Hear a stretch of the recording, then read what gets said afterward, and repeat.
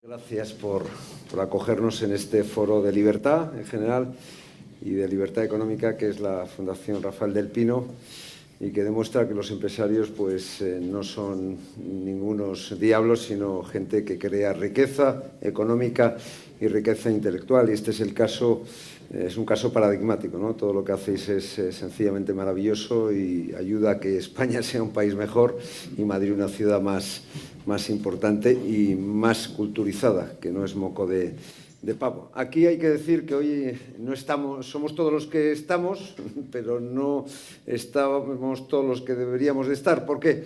Porque en España la libertad en general a veces brilla por su ausencia y a lo mejor aquí falta una cuarta persona que por los imponderables de este mundo en el que nos ha tocado vivir, hay una dictadura silenciosa en España, le han prohibido estar. Tan sencillo como eso. Dicho todo lo cual, aquí tengo a dos personas que de economía saben mucho más que yo. Daniel Lacalle es viejo amigo y es un tipo que antes de triunfar financieramente en Madrid triunfó en Londres, que es la capital financiera del mundo, junto con Nueva York, entre otras cosas porque los ingleses atraen buena parte del dinero y de las finanzas que los Estados Unidos no quieren acoger por razones legales, morales y éticas. Y él ha sido profeta en su tierra, en España, y también en Reino Unido, donde yo le conocí siendo una estrella del mundo financiero y bancario del Reino Unido. Él tiene una particularidad y es que él puede hablar de ecuanimidad porque es nieto de un ministro de Franco y su padre era militante del Partido Comunista, ¿no? Es decir, el escenario perfecto para crecer en una cierta imparcialidad y ecuanimidad, ¿no? Para tener visión de los dos mundos del espectro ideológico, en su caso un poco extremos, ¿no? Él está bastante centrado y ha ayudado a elaborar buena parte de los programas económicos del Partido Popular, y yo no descartaría que dentro de un año, si Dios quiere, hay cambio de gobierno en este país, no descartaría que Dani sea alguien importante. No sé si acabará siendo gobernador del Banco de España, ministro no creo porque ya los puestos están casi ocupados, o cualquier otra cuestión.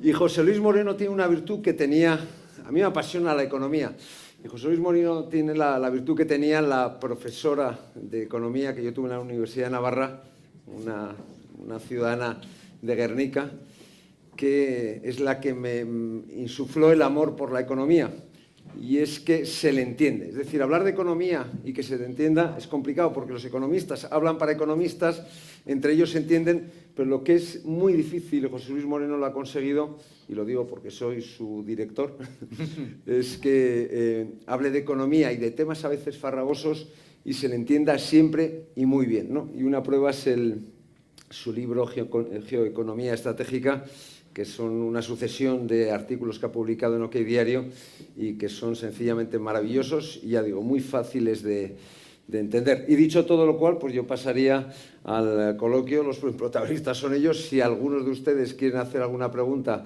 rellenan un papelito, me lo pasan y yo haré la censura correspondiente y contestaremos las preguntas que sean más interesantes y que crea un servidor que hay que responder. Y la gran pregunta del millón es, en estos momentos, es pura geoeconomía, geoestrategia. ¿Cómo pensáis que va a acabar esto y cómo pensáis que va a afectar a nuestros bolsillos con los vaivenes del presidente Trump, que un día dice que la guerra va a durar 2 días, luego llevamos ya 3 semanas, hoy dice que hay casi un acuerdo con la dictadura iraní, y luego resulta que los iraníes dicen que no hay un acuerdo? ¿Cómo creéis que esto puede afectar a nuestros bolsillos? Porque la invasión de Ucrania ya afectó de manera notable a nuestros bolsillos, encareció los precios de todo tipo, y yo creo que esto son palabras mayores, además teniendo en mente lo que pasó en los años 70 con ese auge exponencial de los precios del petróleo.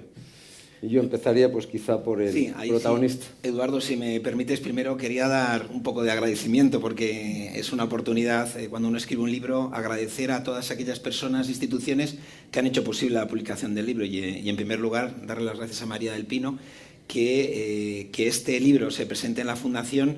tiene mucho sentido porque, como antes comentábamos, yo recordaba a María, la inquietud mía sobre estos temas viene de todas las actividades que he hecho con la Fundación Rafael del Pino desde hace muchos años. Entonces, mucha de la filosofía que hay recogida en este libro, en esta casa, que para mí siempre ha sido la Casa de la Libertad, es precisamente todo lo que hemos hecho con la Fundación Rafael del Pino, tanto en Oxford como en Harvard, como en las reuniones que hemos tenido aquí en Madrid.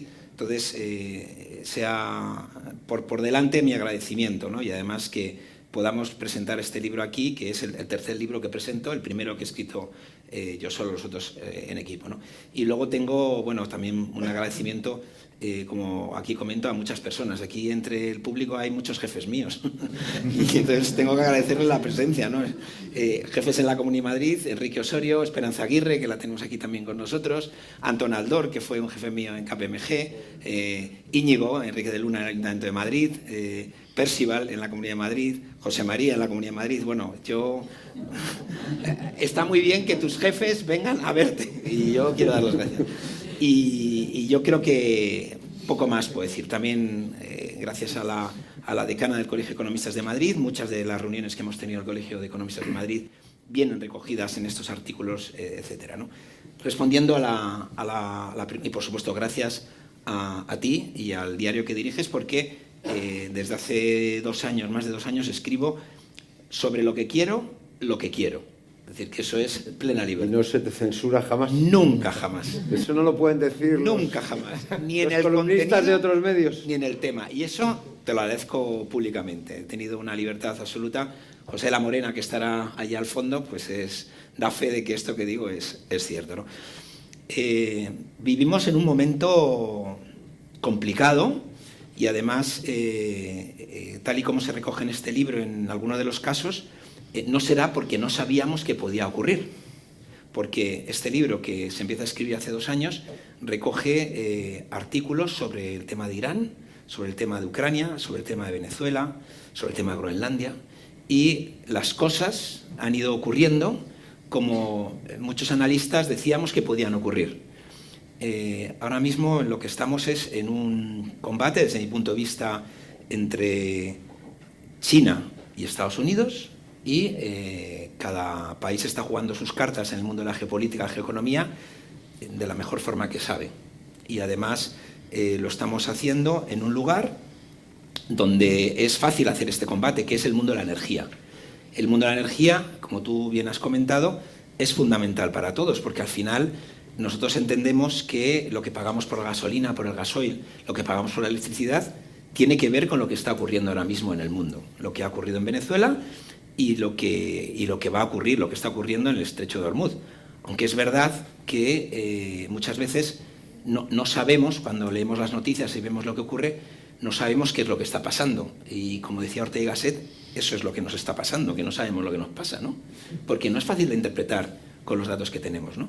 Entonces, lo que vemos a corto plazo es que la gasolina sube, vemos que el gasoil sube, que sube la cesta de la compra, que hay una previsión que la inflación va a subir y eso nos va a afectar al bolsillo. Y por el camino estamos viendo pues, que se ha cerrado un estrecho como es el Estrecho de Hormuz. El otro día, cuando preparábamos esto en casa, yo ponía las declaraciones que había hecho el secretario de Estado de Comercio, ¿no? Que decía que el Estrecho de Hormuz no estaba cerrado, que realmente es que nadie se atreve a pasar por el Estrecho de Hormuz.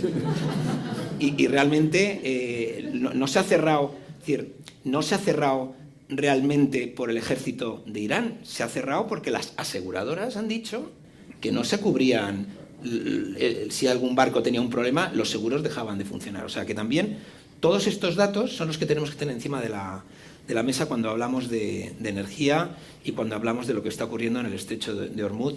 Y esto nos va a dar para mucho tiempo. Y ahora te toca a ti. Muchas gracias. Mi maestro.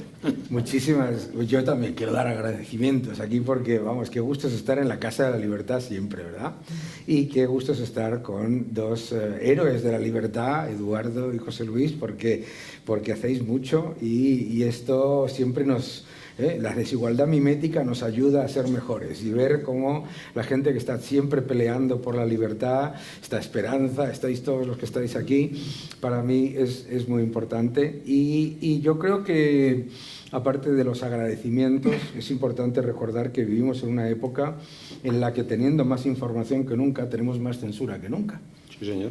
Y lo que estamos viviendo es una cosa muy curiosa, que es que, teniendo muchísimo más impacto todas las cosas que llegan, hay una narrativa claramente que está sesgada hacia la propaganda que llega de un lado, el lado de Irán, claramente. O de Rusia.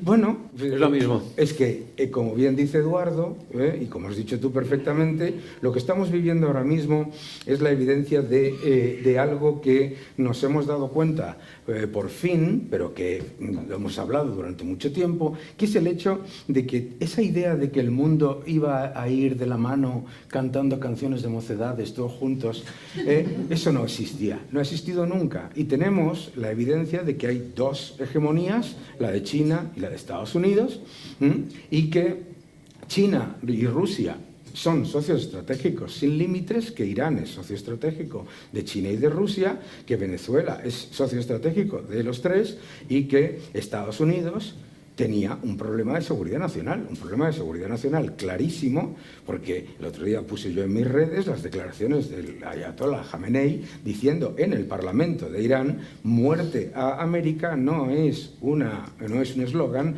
es una política. Bien, eso lo sabemos. Sabemos también que Irán había incumplido 2 resoluciones de la Agencia Internacional de la Energía Atómica, en las que la Agencia Internacional de la Energía Atómica certificaba que habían enriquecido más de 400 kilos de uranio, muy por encima de los niveles necesarios para el uso de consumo energético, que es un 4%, y enriquecer al 60% es militar.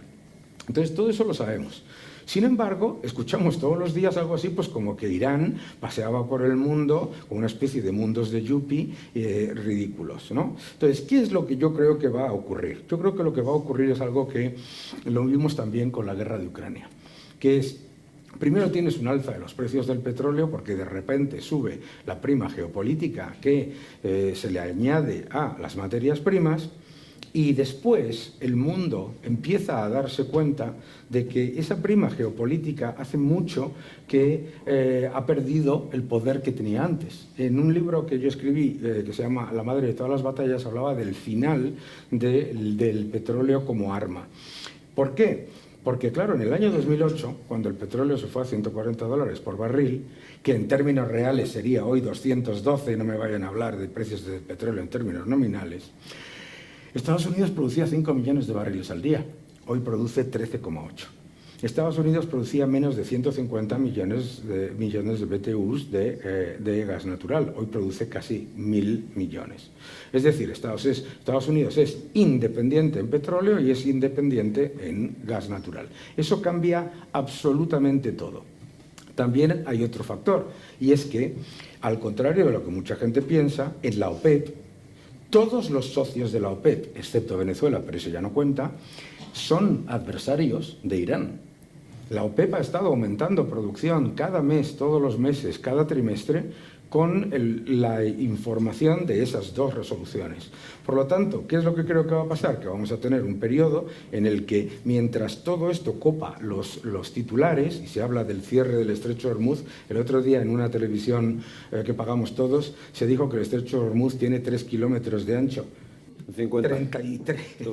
50 kilómetros. Exacto. O sea, las cosas. Entonces, claro, no nos damos cuenta de que ese riesgo geopolítico, fíjate lo rápido que baja, que hay un tuit de Donald Trump diciendo que han llegado a un acuerdo para el cese de las hostilidades y el precio del petróleo pierde $10.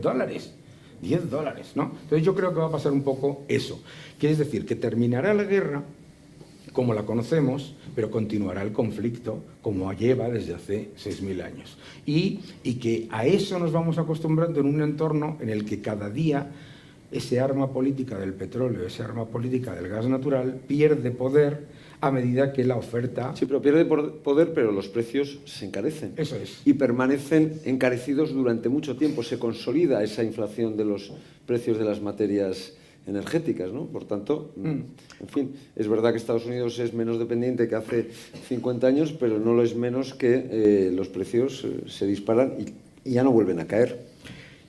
Fíjate qué curioso. Si nosotros vemos el precio del petróleo hoy, está a $100 el barril, $110 el barril, es el equivalente a 212 del año 2008. Es decir, es verdad que los precios han subido de la gasolina, etcétera, entre otras cosas por los impuestos, pero si lo miras, el año pasado el precio del petróleo cayó un 22%, el anterior cayó un 15%. Yo creo que es importante, por lo tanto, darnos cuenta de la diferencia entre lo que nos afecta a nuestro bolsillo, que es la cantidad de trabas burocráticas y impositivas, etcétera, y lo que paga y lo que cuesta el petróleo para los productores. Ya no me extiendo más, ya me callo. Dilo. No, que iba a cambiar el tema, pero es, terminando con eso. No, otro tema que es muy importante de lo que está ocurriendo con Irán desde el punto de vista de la economía estratégica es lo que está pasando con todo lo que tiene que ver con la inteligencia artificial. Y me diréis, ¿y qué tiene que ver la inteligencia artificial con Irán? Pues lo que está haciendo Irán es amenazar a los países del Golfo, bombardeando las instalaciones que tienen de Microsoft y de Amazon Web Services, que dan servicio en la nube, para de alguna forma decir al mundo lo vulnerables que son los sistemas de este tipo de inteligencia artificial, desde luego en el Golfo. La zona del Golfo tiene, me parece que son 17 cables subterráneos.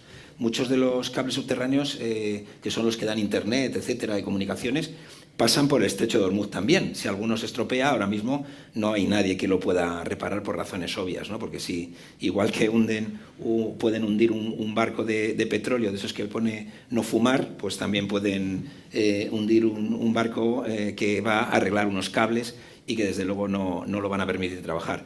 Pero es que yo esta mañana en una entrevista comentaba que podemos estar viendo unos estados, que son los estados del Golfo, como estados fallidos, porque no se han gastado dinero en defensa, no se han gastado dinero en defender los recursos que tienen. Viven en un mundo ideal, muy conectado, mundo financiero, hay un montón de compañeros nuestros que se han ido a trabajar al Golfo y ahora están pensando, ¿qué hago yo aquí, no? Sí, pero Qatar tiene una base importantísima, Estados Unidos en Doha. Pero le han bombardeado el gas. Sí, el GLP, Dubái, el 9%... Dubái ya empieza a tener un ejército más o menos apreciable, con aviones de combate muy bestias. En fin, que estos tíos ya saben lo que hacen. Luego, más allá de todo eso, tú has puesto, José Luis, encima de la mesa la lucha de poder entre China y Estados Unidos. Yo diría entre China, Rusia y Estados Unidos, porque China y Rusia son un team, un equipo, ¿no? ¿Cómo creéis que va a terminar esta lucha? Porque es una lucha, en definitiva, entre la democracia, o sea, Trump en España nos lo presentan como un dictador, pero es un demócrata y una persona elegida en las urnas, y Putin es un dictador, y Xi Jinping, ahí simplemente no hay elecciones. El señor Putin la roba y el señor Xi Jinping pues no se pasa por las urnas. ¿Quién va a ganar? Porque eso es importante. O sea, más allá del tema económico está el tema de la libertad, de la batalla cultural que se va a dar. Y voy a ser muy breve, yo no tengo ninguna duda de que vamos a ganar los buenos. Porque tiene mucha más fuerza la libertad que el resto de cosas que hay encima de la mesa, ¿no? Cuando tú ves lo que está ocurriendo en Ucrania, para muchos no es fácil entender cómo una potencia como Rusia no puede derrotar a un país tan insignificante como Ucrania. Bueno, porque los ucranianos están luchando por su libertad, están luchando por su honor, por su país, y los rusos no. Los rusos están intentando hacerse con el control de un país distinto al suyo, y además de una forma muy cruel. Es decir, la guerra de drones, una de las cosas que nos han enseñado, hoy mismo estoy haciendo el curso del CSDEN, y hoy mismo hablábamos de drones en el curso, ha cambiado las reglas del juego. Los drones han sido y están siendo muy crueles con la población civil de Ucrania, ¿no? Al final, ¿tú para qué quieres ganar una guerra? ¿Para someter al pueblo? Esto es como cuando Churchill durante la Segunda Guerra Mundial le planteaban que por qué no cerraban los cines, los teatros, la actividad cultural. Y entonces Churchill contestó, ¿y entonces para qué estamos luchando? Estamos luchando por la libertad, estamos luchando por esto. Entonces, yo no tengo ninguna duda de que vamos a ganar los buenos, vamos a ganar los que defendemos la libertad en Ucrania y, por supuesto, en Irán. Lo que pasa es que muchas veces los buenos no parecemos buenos. Y es que la propaganda tiene mucha importancia, ¿no? Y es una de las amenazas híbridas más potentes que a veces no somos capaces de reconocer, que es que tenemos al enemigo dentro de casa. Bueno, tenemos a sueldo.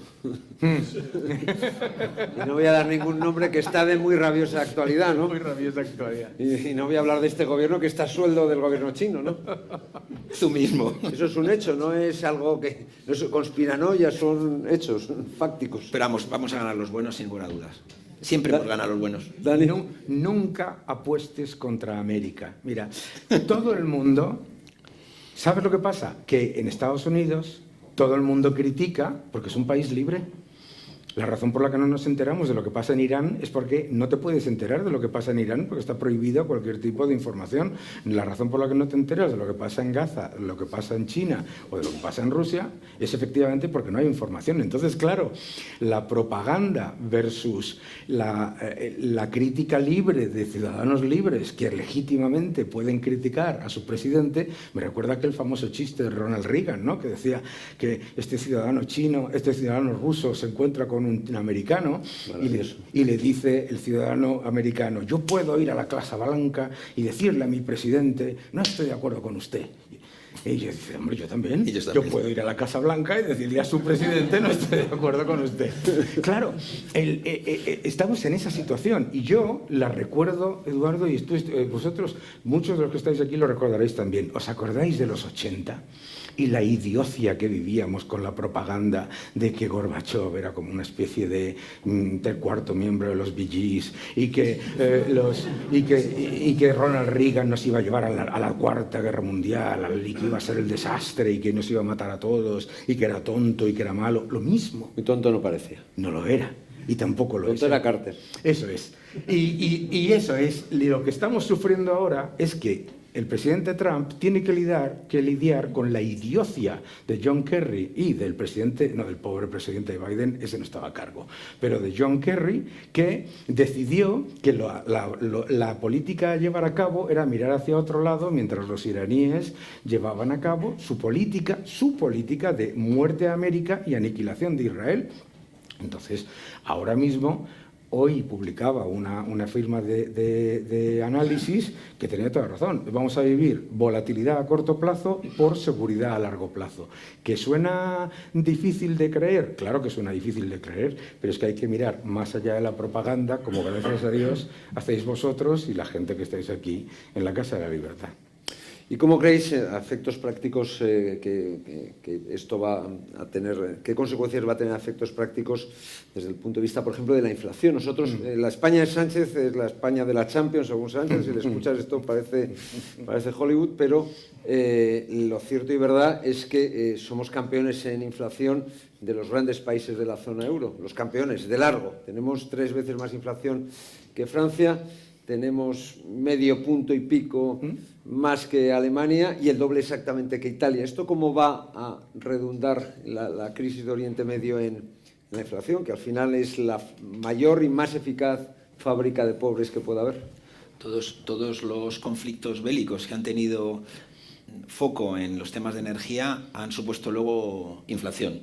Entonces, como decimos los economistas, si siempre pasa, pues seguramente volverá a pasar. En el caso de España, pues efectivamente pasará más, porque además, no nos equivoquemos, es que no estamos hablando solamente de combustible, no estamos hablando solamente de gasolina, de gasoil, de petróleo, estamos hablando de los fertilizantes. Los fertilizantes son muy importantes para nuestro campo.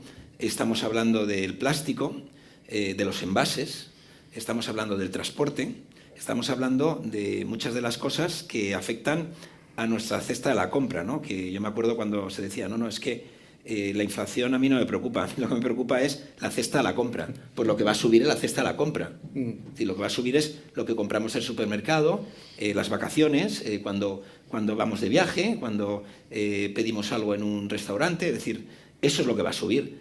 Y es verdad que nosotros estamos por encima de la media europea en lo que respecta a la inflación. Y eso es un problema, claro que es. A ver qué hacen los bancos centrales también, ¿no? Porque una solución fácil de los bancos centrales es, pues te subo los tipos de interés, ¿no? Para que no suba la inflación, ¿no? Y entonces ya haces así con el sistema. Es lo que le faltaba, exacto. Atacar un shock de oferta con políticas de demanda. ¿Qué es lo que va a ocurrir? Pues mira, tú lo has dicho, ¿por qué tenemos más inflación que la media de nuestros países? Hoy ha dicho la señora Agesen, que solamente se le puede ocurrir a ella, que el sol y el viento no se frenan en el estrecho de Hormuz. Es una de las idioteces más grandes que he escuchado en toda mi vida, ¿no? ¿Por qué? Porque España, el 70% de nuestras necesidades de energía primaria son importadas. Y porque el 80% de los paneles de solares vienen de China y yo no he visto nunca hacer rotores eólicos cantando canciones. Eso obviamente necesita cobre, necesita litio, etcétera, etcétera, etcétera. Es decir, nosotros hemos pasado desde el año 2019 al año 2026 de depender de Rusia y de Argelia a depender de Rusia, de China y de Estados Unidos. Y nos hemos peleado con Estados Unidos, diplomáticamente, se ha peleado el gobierno, no yo, con Israel, con Argelia y con Estados Unidos. Con Argelia siempre nos olvidamos que era nuestro mayor proveedor de gas y lo hemos sustituido con más gas natural licuado ruso. Esto solamente lo puede conseguir un burócrata, que es hablar mucho de Ucrania y luego ser el quinto mayor importador de gas natural ruso licuado. Esto es increíble. Entonces, ¿qué es lo que pasa? El efecto que dice José Luis nos va a afectar a largo plazo en España. ¿Por qué? Porque ahora nosotros lo estamos viendo en el precio de la gasolina, en el precio del gasóleo, pero lo vamos a ver en el precio del gas y en el precio de los fertilizantes, etcétera, porque el periodo de inyección nos pilla verano y primavera en medio de una guerra, que eso es obviamente impredecible, pero en medio de dos conflictos diplomáticos que esos sí son autoinfligidos. Y los salvó del invierno del año de 2022 y del año de 2023 y del 2024 nos salvó Estados Unidos por las importaciones de petróleo de esquistos, el que prohibimos aquí, esto solo podemos hacer nosotros, lo prohibimos aquí, lo compramos allí, y el gas natural licuado. Entonces, ahí es donde vamos a tener un problema que, como siempre, vendrán las empresas a solucionarle al gobierno, pero lo solucionarán en cuanto a seguridad de suministro, no en cuanto a precio. Y ahí es ¿Y dónde se puede ir la inflación? Porque se habla del 4%, del 4,5%. Claro, son palabras mayores, muy mayores, ¿no? Yo siempre me gusta lo que tú has dicho, ¿no? La cesta de la compra, porque la inflación, el IPC, primero, la inflación no es el IPC, pero el IPC, claro, el IPC inmediatamente lo primero que bajan es el peso de la vivienda y el peso de los alimentos ya lo sube. Entonces, la cesta de la compra es lo que se va a encarecer de manera significativa y probablemente será entre un 7 y un 11% este año. O sea que volvemos a los tiempos de Ucrania. En cuanto a la cesta de la compra, seguro. Sí. En cuanto a la cesta de la compra, seguro, porque el efecto de...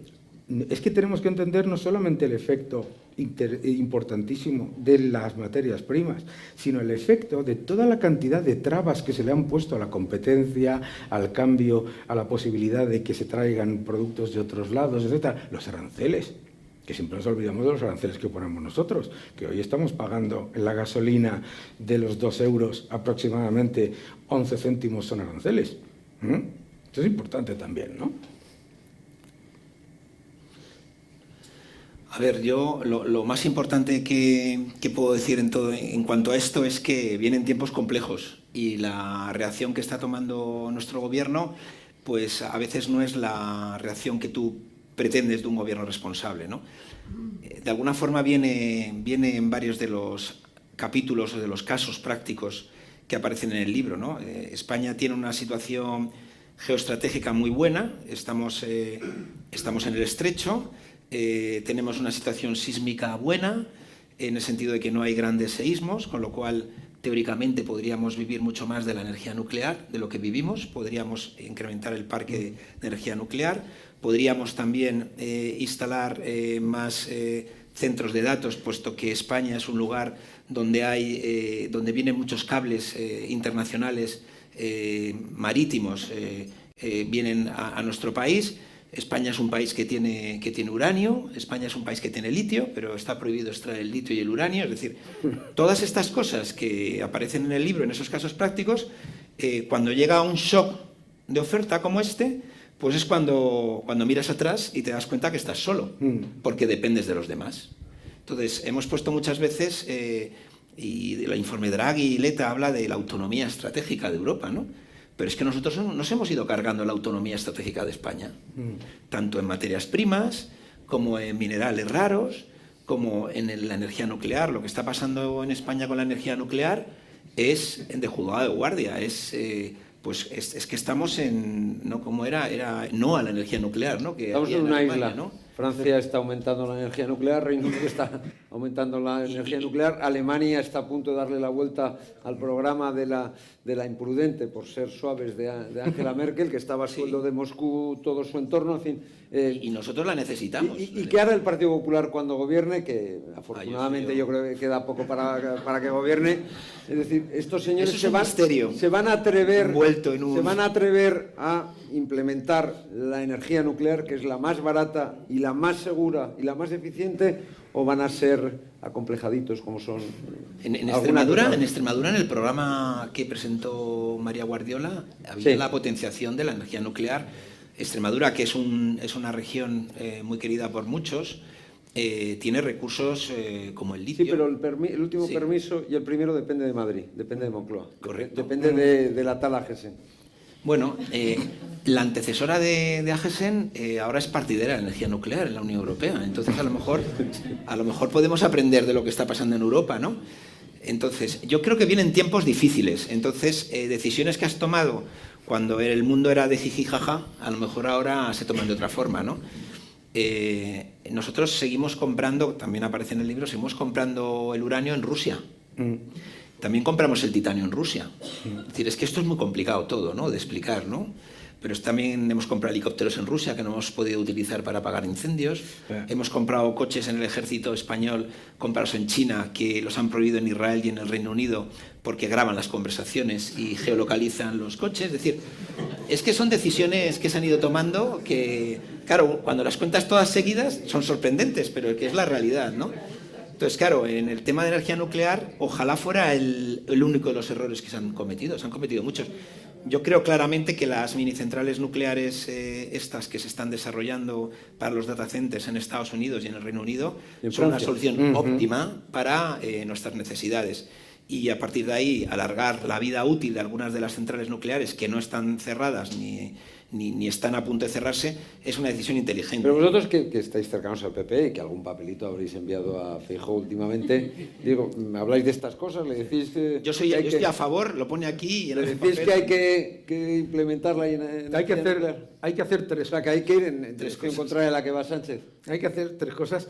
El otro día leí un tuit maravilloso, X, que decía: en el mundo solo quedan dos personas en contra de la energía nuclear, Pedro Sánchez y Lisa Simpson. Es buenísimo. Pero es súper importante hacer tres cosas. La energía nuclear no solamente se necesita defender y apoyar, sino que se tiene que desatascar, porque claro, el problema, la energía nuclear hoy en España es inviable por los impuestos. Por el impuesto nuclear, que la fiscalidad de la nuclear en España es el doble de la fiscalidad que hay en Francia. Aquí siempre que hablamos de los impuestos de la energía, nos olvidamos de la cantidad de impuestos que hay encadenados, ¿no? Primero hay que eliminar el impuesto nuclear o, desde luego, cambiarlo radicalmente. Y eso ya haría las centrales nucleares viables. Segundo, hay que extender la vida de las centrales nucleares que están ya en marcha y que técnicamente, además, está dado el ok que debería extenderse la vida. Y tercero, tenemos que invertir en mininuclear. O sea, no es solamente defender lo que ya es casi el 20% de la generación en España en media, sino que es que tenemos que aumentar. Tenemos que aumentar porque con los data centers, como tú muestras y todo esto, lo que nos vamos a dar cuenta es que ya era una imbecilidad lo de ideologizar la energía, porque la nuclear es de izquierdas en Francia y es de derechas en España. Es una tontería que solamente se le ocurre a políticos.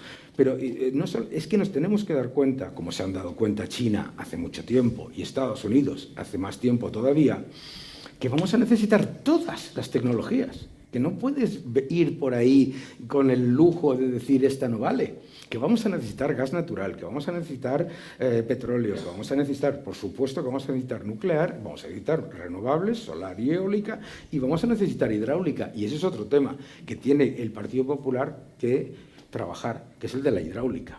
Porque ahora mismo se están tomando decisiones que llevan a que un montón de las centrales hidráulicas vayan a ser también inviables dentro de 4 años. Entonces, esas 4 cosillas, a ver, yo creo que sí nos van a hacer caso, porque a José Luis le hacen caso, seguro. Y luego hemos tenido un apagón que, aunque todo el mundo... El PP luego tiene miedo, pues dirán, oye, la nuclear, una manifestación... No, yo creo que ya no. El tema nuclear es nuclear ya y ese no va a haber problema. Y luego el apagón también nos cambió el chip a todos, ¿no? No nos creíamos que se podía ir la luz en España. Se sigue yendo, parcialmente. Sí, pero sigue yendo porque sí. En donde yo vivo en Madrid se ha ido la luz 5 o 6 veces en el último mes y medio, cosa que no pasaba hace 40 y tantos años. Lo recordamos cuando éramos niños, que se iba luz y se le corta a la industria. Se ha convertido en norma cortarle la electricidad a la industria. Se ha ya convertido en norma que el 80% de los proyectos industriales de España no tienen acceso a red eléctrica. O sea, todo esto va a tener que hacerse un cambio radical. Y luego una amiga mía que se dedica al tema de construir casas decía que ahora mismo estamos en una especie de juegos del hambre por la energía. O hay para los centros de datos o hay para las viviendas. Esto no tiene sentido. No tiene sentido. Tiene que haber para las viviendas y tiene que haber para los centros de datos. Luego la inflación es una fábrica de pobres y una fábrica monumental, infalible de parados. ¿Cómo puede afectar al mercado de empleo del que tanto presume Pedro Sánchez, aunque somos los campeones o los subcampeones de Europa también en paro? Que eso nunca se dice con todas las letras. Parece que vivimos en los mundos de Yuppie, que esto es jauja, Hollywood, que diría la señora vicepresidenta del Gobierno, pero lo que es evidente es que las cifras de paro en España son brutales. Solo las consiguió poner en su justo término José María Aznar, de eso se aprovechó Zapatero y luego Zapatero ya las disparó a los mismos niveles de paro que tenía Estados Unidos cuando el crash del 29. ¿Dónde nos podemos ir en paro? Esa que es fácil para ti. ¿Dónde nos vamos a ir en paro? Mira, teniendo en cuenta que ahora mismo con lo que llaman... Bueno, y luego vamos a perder los fondos Next Gen, que eso nos metía 1,5 puntos de PIB, es decir, que eso es otro lío del que no se ha hablado suficientemente, de lo que puede venir cuando cesen los Next Gen. Lo de la corrupción de los fondos Next Gen será la cueva de Alibaba, que espero que la podamos contar más pronto que tarde. Eso va a ser, todo lo que ha salido hasta ahora de la corrupción socialista es un juego de niños de teta, al lado de lo que puede salir. Pero yendo a las consecuencias prácticas de la inflación y del final de los fondos Next Gen. España, con el mayor estímulo fiscal y monetario de la historia, porque siempre se olvida esto cuando se habla de este gobierno, con el mayor estímulo fiscal y monetario de la historia, tiene la tasa de paro oficial más alta de la Unión Europea y por encima de la de Grecia, en la que no existe el maquillaje de los fijos discontinuos inactivos, pero es que en España hay 980.000 fijos discontinuos inactivos, que son parados escondidos. Y eso significa que la tasa de paro real en España es cercana al 14%, y por lo tanto... ¿Pero Pedro Sánchez haciendo trampas? No, hombre, no. No. Sí. Mira, el tema de los fijos discontinuos inactivos es una cosa que es impresionante, porque cuando gobernaba Rajoy y había 75.000 fijos discontinuos, los sindicatos lo llamaban paro escondido y precariedad institucionalizada, y cito, y ahora silencio cuando hay 980.000. Entonces, ¿qué es lo que le va a pasar al Partido Popular? En la época de Aznar, los fijos discontinuos, entonces era director del Mundo en Baleares, yo creo que iban al paro en los meses en los que no trabajaban. Los fijos discontinuos se consideraba, obviamente, que... persona, claro, y desempleada. Pero tú piensas lo siguiente, el cambio estadístico que llevó a cabo en la reforma laboral Yolanda Díaz ha llevado a una situación tan alucinante en la que en España hay 10 regiones en la que hay más gente cobrando del paro que parados oficiales. Así bajo el paro también, ¿no? No sé si lo sabéis, pero México es el país que tiene la segunda tasa de paro más baja del mundo después de Japón, ¿no? Claro, y yo siempre que voy a México digo, a mí lo que me extraña es que no sea una tasa del 0%, porque claro, si quitan a todos los que llaman, ¿cómo los llaman? Desencantados. Le llaman, si quitan a los desencantados, que es los que no trabajan y los que trabajan para el narcotráfico, y los que, claro, entonces ya no hay paro, pues van a hacer lo mismo. Entonces, ¿qué es lo que va a pasar con la tasa oficial de paro? La tasa oficial de paro va a seguir artificialmente deprimida mientras el número de personas que reciben prestaciones se dispara. Eso lo vas a ver seguro. Porque claro, ¿qué es lo que va a pasar con un fijo discontinuo que está inactivo? En marzo, en agosto, sí, el turismo sufre por esta situación. Yo creo que va a tener suerte este presidente maldito que nos ha tocado, porque en Baleares las reservas se han disparado. Ah, bueno, pues mira. O sea, yo lo conozco bien y estuve este fin de semana y me decían, no, se han disparado las reservas. Bueno, pues mira. O sea, que es que nos volverá a salvar el turismo. Tiene suerte. Bueno. ¿Pero dónde nos podemos ir? ¿A qué cifras de desempleo reales? ¿Cifras de desempleo reales? Pues si estamos en 3,5 millones de desempleados reales, que suba a 3,600, 3,700, no sería nada raro. Que se quedase, que hoy tengas 4,200,000 desocupados, seguro. José. Yo, donde hay un maestro, no manda marinero. No, marinero no. Mira, estamos ahora en 4, pues a ver, 4,200.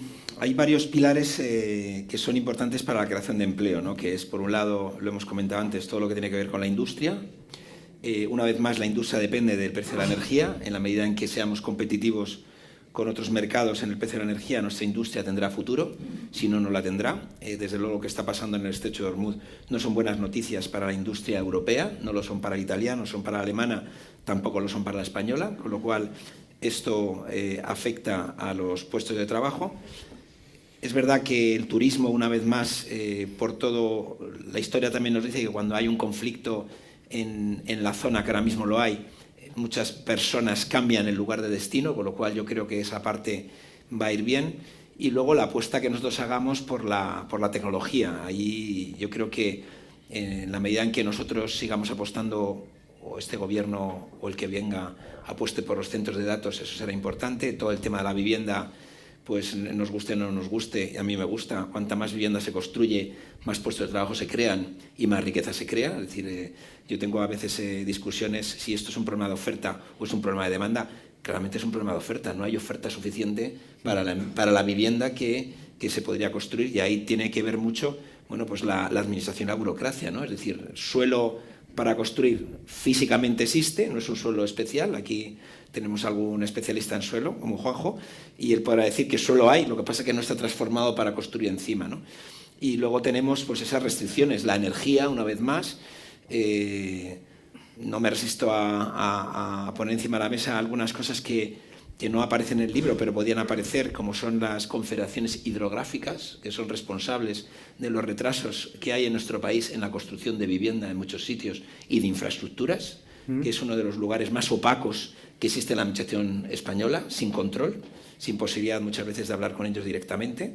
Y al final, si tú eres consciente de que eso crea empleo, que eso crea riqueza y que eso crea futuro, bueno, pues haces como se está haciendo en la Comunidad de Madrid, que tenemos aquí al viceconsejero de la materia, José María, que es el plan Vive, etcétera, que es ir construyendo vivienda para esa demanda que tenemos la suerte de tener en Madrid.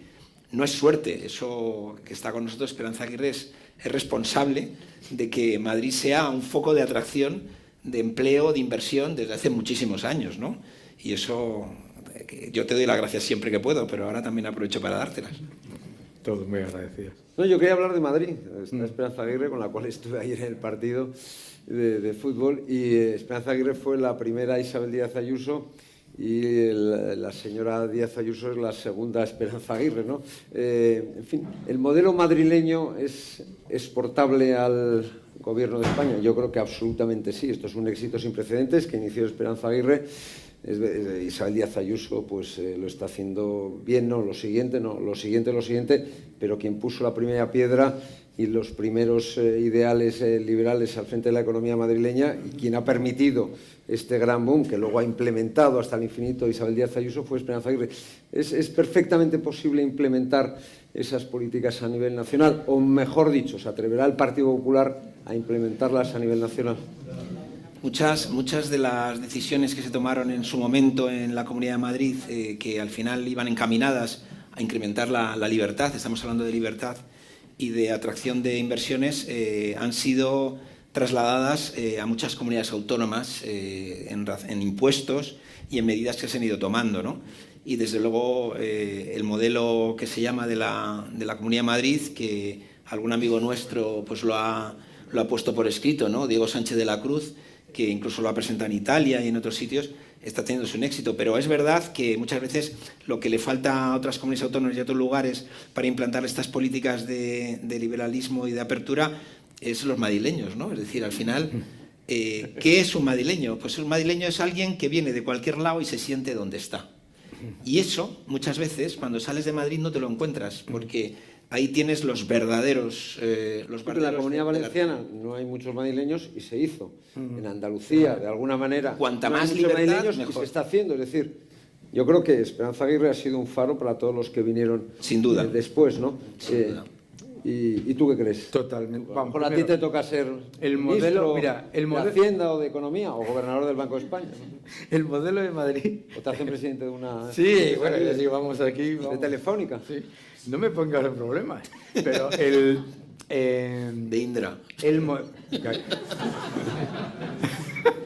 Es que luego me dicen, Perdón, me dicen que me desato. Perdón. ¿Qué estábamos hablando? El modelo de Madrid. El modelo de Madrid lo que tiene, lo más importante, es que no es un modelo para Madrid que excluya a nadie ni a nada. Y por lo tanto, el modelo de Madrid se puede implementar en toda España y se puede implementar en toda Europa sin el más mínimo problema. Lo que hace falta es el convencimiento por parte de los políticos regionales y autonómicos de recordarle a la gente que la libertad es lo mejor, que no les vas a proteger haciendo que su vivienda sea más inasequible, no les vas a proteger haciendo que sea más difícil montar una empresa, que la manera de proteger, la manera de crear riqueza y de reducir la pobreza es la libertad, es defender la libertad sin tapujos, defender la libertad de empresa, la libertad de comercio, la libertad de expresión, tan importante, y la apertura en general. Y entonces, una vez que te das cuenta de eso, en España, lo hemos visto, lo acabas de contar tú, cómo en algunas regiones, simplemente con empezar a levantar la bota del cuello de los ciudadanos y de las empresas, renace, empieza a crecer. Andalucía es un caso paradigmático. Bueno, mira, fue bajar los impuestos, claro, y dispararse. Y sobre todo, después de 38 años de socialismo. Es que el socialismo en Andalucía gobernó más años que Franco España. Sí. Que es un dato que lo dice todo, cuidado. Aterrador, Pero a los andaluces les está gustando la libertad, Sí, hombre, pero es que en el momento que van a revalidar a Juanma Moreno, en el momento en el que tú... de calle, ¿no? El gran problema de muchas de las comunidades autónomas que sufrían el socialismo es que la gente se acostumbraba a tener capataces de la administración pública que se presentaban en tu empresa a decirte qué, cómo, cuándo y a qué hora tienes que hacer las cosas sin haber apoyado de ninguna manera. Y que entonces, en el momento en el que la administración pasa de ser una administración que se dedica a frenar a ser una administración que se dedica a facilitar,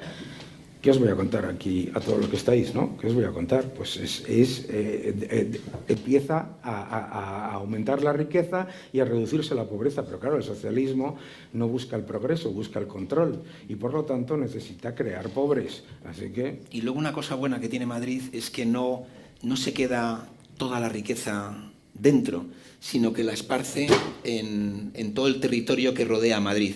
Y ese bienestar que produce Madrid está alcanzando a muchas de las provincias limítrofes con Madrid, que además tienen muy buenas comunicaciones con Madrid. Entonces, yo creo que a diferencia de lo que ocurre en otros países, por ejemplo, yo lo veo en el Reino Unido con Londres, que Londres sí que es como un foco de atracción, que todo lo que hay alrededor de Londres prácticamente no existe. Aquí sí que el modelo de Madrid permite que en torno a Madrid esa riqueza se vaya generando, lo que es además muy inclusivo, porque al final, y es muy contagioso, porque muchas veces lo que la gente te dice es: yo quiero que se haga aquí como se ha hecho en Madrid. Y es que esa es la fórmula, es como se hace el liberalismo, la madrileña, que se llama el madrileño. Te lo dicen en Baleares, en Andalucía, todos quieren un Ayuso, antes una Esperanza Aguirre, todos dicen... Luego hay excepciones, hay lugares de España donde no, bueno, pues ya está, no pasa nada, ¿sabes? Todo es posible también. Y hablando de economía y geoestrategia, Sánchez lo que ha hecho es lo contrario de lo que hace la gente práctica, ¿no? Es decir, tú te unes al que es más poderoso a ti para chupar un poquito del más poderoso, para aprender de él y para enriquecerte gracias a él. Nosotros nos hemos enfrentado a Estados Unidos, la primera superpotencia, más superpotencia que nunca, por mucho que China esté en auge. Nos hemos enfrentado al gran país de las tecnologías, de la ciberseguridad, que es Israel, y nos hemos hecho amigos de China, que es una dictadura salvaje que ejecuta todos los años a 10.000 personas. Nos hemos asociado con Rusia, como tú muy bien has relatado, y los medios no lo contamos del todo bien. Somos íntimos amigos de la narcodictadura venezolana. ¿Eso cómo nos puede pasar factura, digo, a efectos prácticos, a efectos de la cesta de la compra, de la riqueza de este país? Hombre, el listado de naciones con las que nos hemos enemistado en estos y Argelia, años, por cierto, que lo habéis citado antes. Pero os olvidáis de Argentina también. Nos peleamos con Milei. Y parece que Argentina no va tan mal, ¿verdad? Creo que tiene materias primas. Después de estos 2 años, yo creo que va a hacer ya, uno ve los resultados tanto los en el papel como en la realidad, y nadie puede negar que Argentina tiene un despertar distinto. Nos peleamos también con Argelia, como lo has comentado tú. Lo de Israel es muy difícil de creer, si no es porque este gobierno es antisemita, claramente. O sea, el antisemitismo de este gobierno es patético, ¿no? Porque una serie de acuerdos que teníamos en materia de seguridad estratégica y en armamento, que iban a ayudar a la industria del armamento español a desarrollar algunos productos muy importantes que necesitamos, se rompieron de la noche a la mañana, justo antes, creo que fue el día anterior, que se firmase la paz de Gaza, con lo cual uno ve que eso era algo político, no era real. Lo de Estados Unidos, pues es verdad que son dos personas que desde el punto de vista de la conducta, de lo que yo llamo la geoeconomía de la conducta, se han encontrado uno y otro. Es decir, yo creo que a Trump le encanta hablar de Pedro Sánchez y a Pedro Sánchez de Trump. El número de veces que habla Donald Trump de Pedro Sánchez. Exacto, sí, claro. Pero son más, cada vez más. Es una frente a 1000. Pero bueno, ahí claramente hay, como diría, hay algo, ¿sabes? Hay una relación. Efectivamente, nuestra reacción con respecto al tema de los fosfatos en el Sáhara también es rara. Con Marruecos, la relación nuestra con Marruecos también es extraña, es decir, es una relación donde yo no veo, desde luego, que recibamos el respeto que nosotros damos a Marruecos. Esa es mi sensación. Y luego elegimos también, como digo yo, las fotos para hacernos distintos. Esa foto creo que era de la OTAN, donde nuestro presidente sale ahí al final, pues tampoco, un poco me recordó a cuando Zapatero no se quiso levantar delante de la bandera de los Estados Unidos. De todos estos países que yo he citado, el que tiene mejor memoria es Estados Unidos. Cuando se falta respeto a los Estados Unidos, esto no se olvida. Pero es verdad, Trump es especialmente vengativo. Pero es verdad que Trump ha dicho que una cosa somos los españoles y otra cosa son los dirigentes de España, ¿no? Pero yo esta mañana también lo defendía hablando del libro. La clave es el atlantismo, ¿no? Nosotros pertenecemos a un espacio que es el Atlántico, que se compone, entre otras cosas, entre Estados Unidos, Europa, y ahí está también Canadá, y ese es el espacio donde nosotros nos tenemos que mover junto con Latinoamérica. Todo lo que sea salirnos de este espacio, esto que está haciendo el gobierno con China no tiene aliados, China tiene solamente clientes y tiene deudores, pero no tiene aliados. China en su estructura estratégica viene en uno de los casos desde la época, no voy a decir, desde Confucio. China es China y lo demás es secundario. Y además es un respeto bastante ajustado, es decir, no es mucho respeto. Es decir, tanto los escritos de Confucio donde se habla de China como centro del universo, centro de la Tierra, como en los escritos del Partido Comunista Chino, que Xi Jinping escribe su gobierno en el plan estratégico, deja claro lo que es China y lo que es los demás, ¿no? Sí que ha puesto el ojo claramente China en España. España le parece, yo creo que un país facilón, eso lo estamos poniendo facilón. Xi Jinping, lo digo en el libro, Xi Jinping fue mochilero en Madrid. Eso lo sabía. Cuando se le entregó la llave de oro de la ciudad de Madrid cuando vino, en una de las conversaciones que tuvimos nos dijo que había sido mochilero en la ciudad de Madrid, y él sabe perfectamente lo que somos nosotros, ¿no? Es decir, no se lo han contado. Entonces, claramente el apetito de China por España es real. Es decir, si se lo ponemos fácil, lo va a hacer, que básicamente es comprando empresas. Han comprado alguna mina en Galicia. China compra muchas cosas sin darnos cuenta, y con esto, para no irme, China compró una empresa en Alemania en el año 2012 que hacía motores para drones. Esos son los motores que llevan los drones que están bombardeando Ucrania, utilizan ese motor que se hizo por una empresa alemana y se vendió a China en el año 2012. Entonces, China la hemos dejado tomar posiciones en Europa, está en muchos sitios en la relación con nosotros, y bueno, Rusia lo mismo. Es decir, nosotros, además de comprar, como he dicho, uranio, gas y no sé si petróleo, yo creo que indirectamente... No, petróleo también. Petróleo a veces se lo compramos directamente, a veces se lo compramos a través de la India refinados. Y de o Marruecos. Turquía. No, Turquía. A Marruecos le compramos petróleo, que todo el mundo sabe que Marruecos tiene unas instalaciones petrolíferas brutales, ¿no? Entonces, bueno, pues yo creo que desde el punto de vista geoeconómico las decisiones que hemos tomado los últimos años son negativas. Y una pena, porque estamos en un lugar estratégico muy bueno, como se ha demostrado hace unos días cuando nos han pedido ayuda a nuestros aliados para utilizar las bases de Morón, ¿no? Es decir... ¿Que las han utilizado? Sí. Por supuesto, y las han utilizado con permiso del gobierno de España, hasta que les han pillado, ¿sabes? Bueno, y las siguen utilizando sin permiso del gobierno de España, pero las siguen utilizando. Pero bueno, eso es lo que hay. Dani. Yo estoy totalmente de acuerdo. Por añadir alguna cosa, yo creo que es muy importante entender que la decisión del gobierno de Sánchez de orientar su amistad estratégica hacia China tiene un objetivo interno y político, que es el de permanecer en el poder. Pero claramente nosotros tenemos que ser conscientes de que la pérdida de confianza con Estados Unidos, y cuando hablo de Estados Unidos no es la administración Trump, es Estados Unidos como sistema. Estados Unidos y de Israel es algo que tiene que ser una prioridad del próximo gobierno, o sea, recomponer eso. Yo me paso el día, al que me escucha, diciéndole que tienen que recomponer las relaciones con Estados Unidos para que no se perciba que el gobierno de España, gane quien gane, es adversario. ¿Por qué? Porque, claro, China es muy cómoda para los políticos. ¿Por qué? Porque los chinos, China, maravilloso, dice: no, usted no cambie sus regulaciones, usted no cambie sus impuestos, usted no cambie su legislación laboral, para nada, usted adelante, siga poniéndose palos en las ruedas a sus empresas, no hay ningún problema. Porque me lo voy a quedar todo. Mira, claro. Yo te lo vendo. Soy feliz, soy feliz. Claro, entonces, para China, España es la punta de lanza para entrar en la Unión Europea. Por tecnología, por posición geoestratégica y por posición en cuanto a... Y la recuperación de las relaciones con Estados Unidos para el PP será fácil. Lo digo porque Cuca Gamarra manifestó su apoyo a Kamala Harris en plena campaña electoral y luego resultó que ganó Trump, ¿no? Una cosa fastuosa. Y luego resultó que alguno quería que le invitasen a la toma de posesión de Donald Trump, y eso me lo conozco bien por otras razones, me lo conozco muy bien.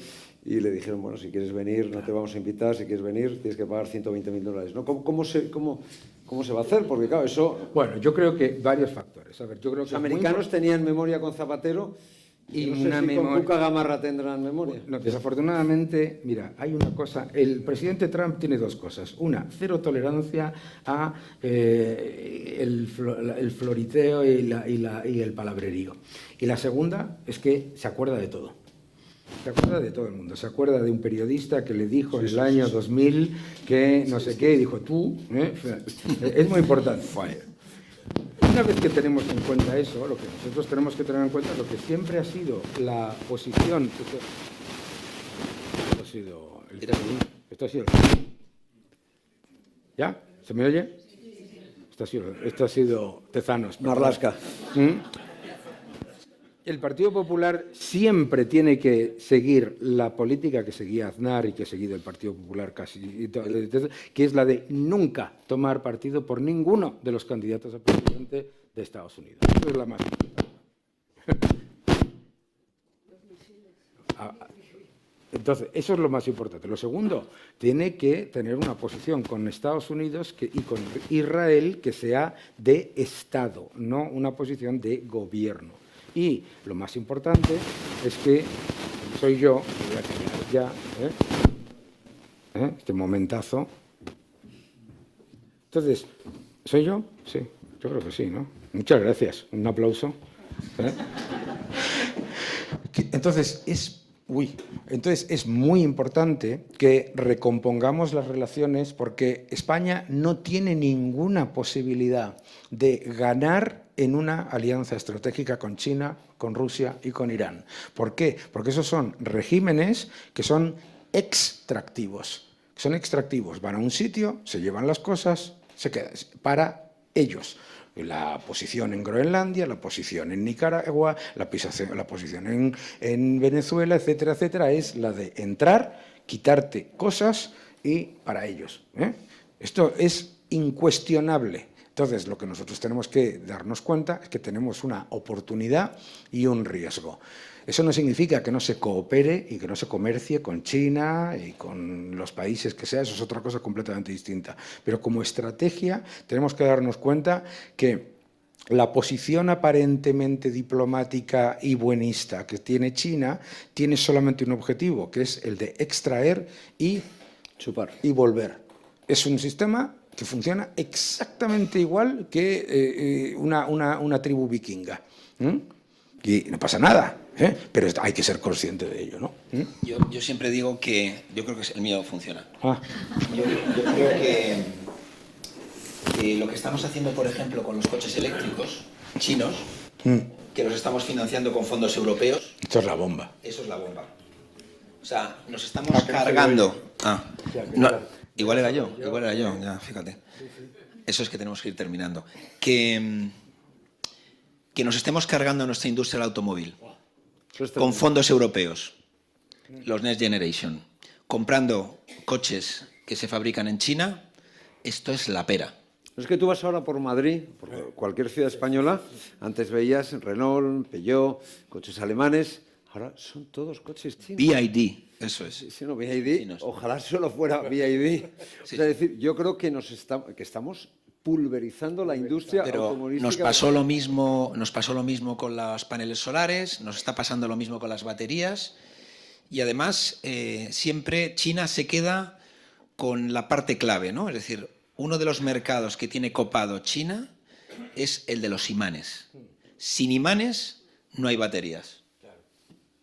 Y eso, así, por supuesto, tierras raras, por supuesto, el litio todo el mundo, se está quedando con el litio todo el mundo, de Australia, de Latinoamérica, es decir, y delante de nuestras narices. Entonces, independientemente de... Pero bueno, también se queda con el sistema de grabación de los terroristas, que se lo adjudicamos a una empresa china también, Huawei. Pero es que también contratamos las pulseritas, se las quitamos a Israel, que funcionan. Lo que hay diario, sí. Efectivamente. Y las pulseritas para evitar el tema del maltrato, las compramos en China y no funcionan. Es decir, la política que estamos siguiendo, yo diría en toda Europa, pero España sobre todo, con respecto al acercamiento China como socio industrial, socio tecnológico, que nunca va a ser socio, es de demolición total. Y no somos conscientes de que lo estamos haciendo. Y ellos lo hacen silenciosamente, sin que te des cuenta, pero así estamos. Es un problema. Pues nada más, muchas gracias. Sois brillantes los dos, pero además hacéis que la economía, que es farragosa, se entienda para el gran público. Y eso es un milagro. y eso hace también que los dos tengáis posibilidades de ser algo en el próximo Gobierno de España, que espero que llegue lo más pronto posible. Pues nada más, muchas gracias, enhorabuena José Luis, enhorabuena a los dos, porque hacéis fácil algo tan farragoso como la economía.